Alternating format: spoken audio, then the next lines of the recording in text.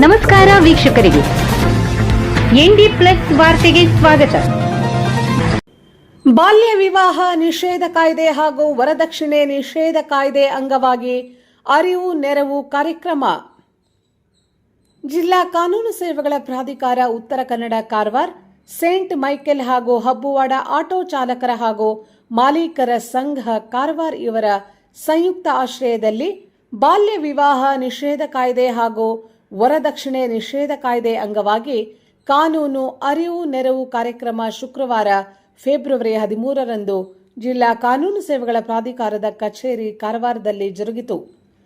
ಕಾರ್ಯಕ್ರಮದ ಉದ್ಘಾಟನೆಯನ್ನು ಶ್ರೀಮತಿ ದಿವ್ಯಶ್ರೀ ಸಿಎಂ, ಗೌರವಾನ್ವಿತ ಹಿರಿಯ ಸಿವಿಲ್ ನ್ಯಾಯಾಧೀಶರು ಹಾಗೂ ಸದಸ್ಯ ಕಾರ್ಯದರ್ಶಿಗಳು, ಜಿಲ್ಲಾ ಕಾನೂನು ಸೇವೆಗಳ ಪ್ರಾಧಿಕಾರರವರು ದೀಪ ಬೆಳಗಿಸುವುದರೊಂದಿಗೆ ಉದ್ಘಾಟಿಸಿ ಬಳಿಕ ಮಾತನಾಡಿದ ಅವರು, ಕಾನೂನಿನ ಏನೇ ಸಮಸ್ಯೆಗಳಿದ್ದರೆ ಜಿಲ್ಲಾ ಕಾನೂನು ಸೇವೆಗಳ ಪ್ರಾಧಿಕಾರಕ್ಕೆ ಬಂದು ನಮ್ಮ ಸಲಹೆಗಾರರಿಂದ ಉಚಿತವಾಗಿ ಸಲಹೆಗಳನ್ನು ಪಡೆದು ಪ್ರಶ್ನೆಗೆ ಉತ್ತರ ಪಡೆಯಬಹುದು.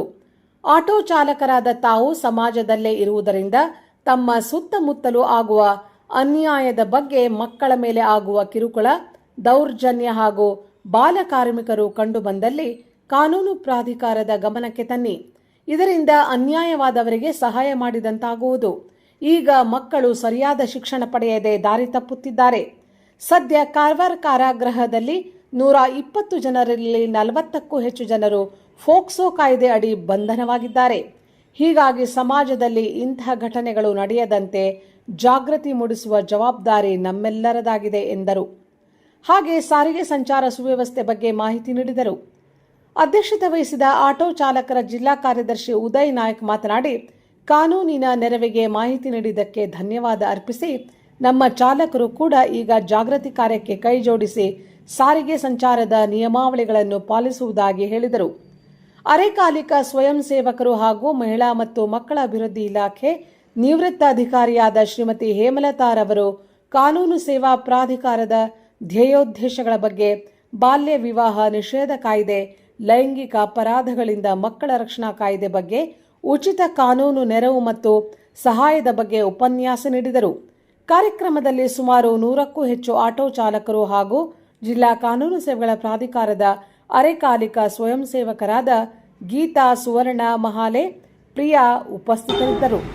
ಹೆಚ್ಚು ಅಪಘಾತಗಳು ಈ ತಾಳ್ಮೆ ಇಲ್ಲದಿರೋದ್ರಿಂದ, ನಿಯಮಗಳನ್ನ ಪಾಲಿಸದೇ ಇರೋದ್ರಿಂದ ಆಗ್ತಾ ಇದೆ. ಮತ್ತೆ ಇತ್ತೀಚಿನ ದಿನಗಳಲ್ಲಿ ಯುವಕರಲ್ಲಿ ತುಂಬಾ ಅಪಘಾತಗಳು ನಡೀತಾ ಇದೆ. ನೀವು ಆಟೋ ಚಾಲನೆ ಮಾಡಲು ಹೊರತಾಗಿ ನೀವು ವೈಯಕ್ತಿಕ ಜೀವನದಲ್ಲಿ 2 ವೀಲರು, ಕಾರು, ಮತ್ತೊಂದು ಎಲ್ಲ ಚಾಲನೆ ಮಾಡಿರ್ಬೋದು.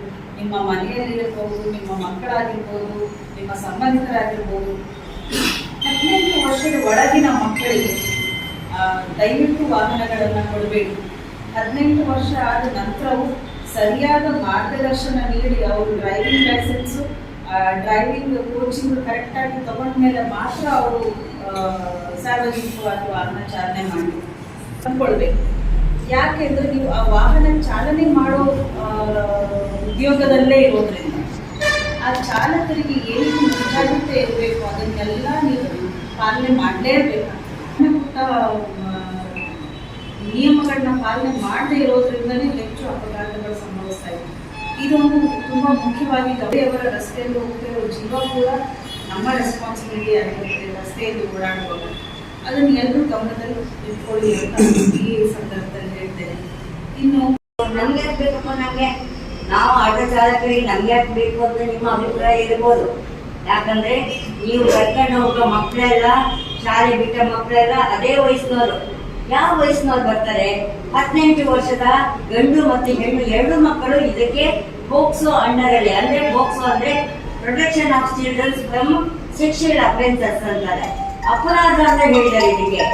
ಇದಕ್ಕೆ ಜಾಮೀನೇ ಇಲ್ಲ. ಇದಕ್ಕೆ ಏನು ಜಾಮೀನು ಯಾಕಿಲ್ಲ? ಇದು ಅಷ್ಟು ಕಠಿಣವಾದ ಶಿಕ್ಷೆಗೆ ಒಳಗೊಂಡಂತ ಜಾಮೀನು ರಹಿತವಾದ ಒಂದು ಕಾಯ್ದೆ ಆಗಿದೆ.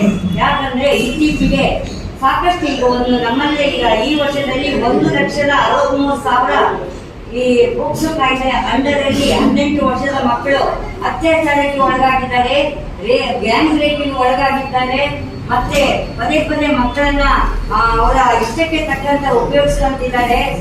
ಶಾಲೆ ಹೋದ ಮಕ್ಕಳು ಸರಿಯಾಗಿ ಮನೆಗೆ ಬರ್ತಾರೋ ಇಲ್ಲ ಅದರ ಹೆದರಿಕೆ, ತಂದೆ ತಾಯಿಗಳು ದುಡ್ಡಿಗೆ ಹೋಗಿರ್ತಾರೆ, ಮನೆಯಲ್ಲಿ ತಾಯಿ ಕಾಯ್ತಾ ಇರ್ತಾರೆ, ಮಕ್ಕಳು ಎಲ್ಲೋ ಹೋಗಿರ್ತಾರೆ. ಇದಕ್ಕೋಸ್ಕರ ಇದು ಕಠಿಣವಾದ ಒಂದು ಶಿಕ್ಷೆಯನ್ನ ಇದನ್ನು ತಂದಿದ್ದಾರೆ. 18 ವರ್ಷದ ಗಂಡು ಮತ್ತು ಹೆಣ್ಣು ಮಕ್ಕಳು ನಮ್ಮ ಸರ್ಕಾರದ ನಿಯಮದಲ್ಲಿ ಇದು ಮಗು ಅಂತ ಅವರನ್ನ ಟ್ರೀಟ್ ಮಾಡ್ತಾರೆ.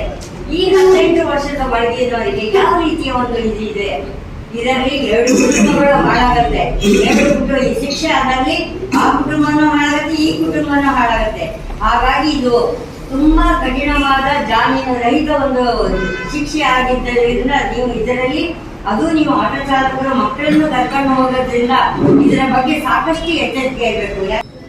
ಅಂದರೆ ನಮ್ಮ ಮೇಡಮ್ ಅವರೇ ಇದು ನಮ್ಮ ಅಪಘಾತದ ವಿಷಯವಾಗಿ ಕೂಲಂಕಷವಾಗಿ ವಿವರಿಸಿದ ಅದರಲ್ಲಿ ಬರುವ ಕಾನೂನು ನೆರವನ್ನು ಪಡೆದುಕೊಳ್ಳಲು ಅವಕಾಶ ಇದೆ ಎಂದು ನಮಗೆ ತಿಳಿಸಿದ್ದಾರೆ.